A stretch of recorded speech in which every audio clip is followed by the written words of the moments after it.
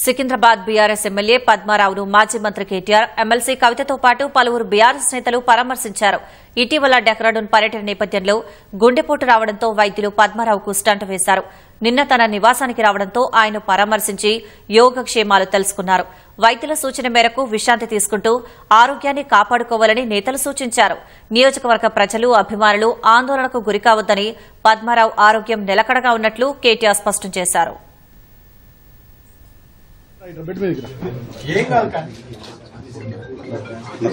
కెమెరాలు బంద్ చేయరు.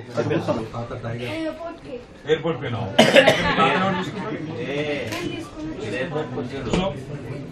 एयरपोर्ट మంచిగా చూసుకోవాలంటే ఏం రాను ఫాస్ట్ లో last time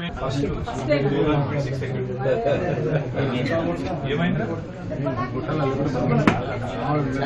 brain damage airport पे ना हो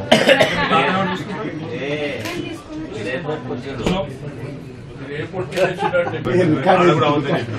హార్ట్ అటాక్ వస్తే కూడా అవుతుంది చెప్తాడు.